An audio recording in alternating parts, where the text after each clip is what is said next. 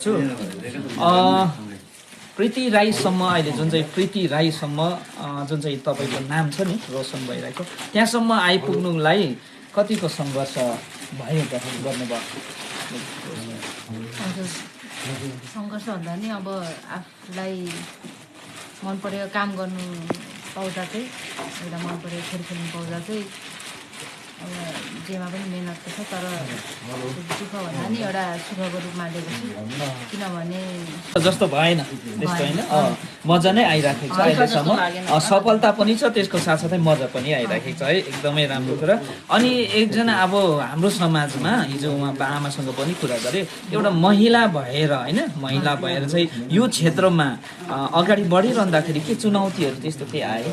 Male dominated सोसाइटीमा यस यस हजुर अब केटीहरूले पनि खेल्छ भन्ने त्यो क्वेसनहरू त अब भइहाल्थ्यो तर त्यो प्रश्नलाई तपाईँले जितिरहनु भएको छ है एकदमै राम्रो। अनि तपाईँको यो फुटबल क्षेत्रमा नि कसलाई आफ्नो आइडल मान्नुहुन्छ? मेस्सी।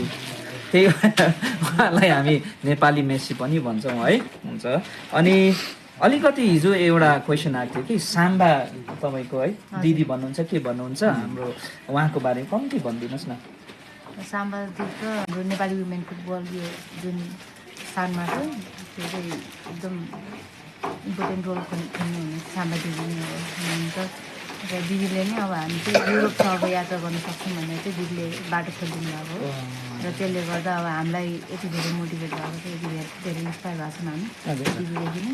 हुन्छ अन्तिम प्रश्न अहिले पनि अब जस्तै आज हाम्रो लामा गाउँमा छोरीहरूको फुटबल फाइनल खेल्छ होइन अहिले अब तपाईँहरूको गेमहरू देखेर हाम्रो महिलाहरू होइन नानीहरू छोरीहरू पनि यो गेममा इन्ट्रेस्ट एकदमै हुनुहुन्छ होइन उहाँहरूलाई के छोटो सन्देश दिनुहोस् न।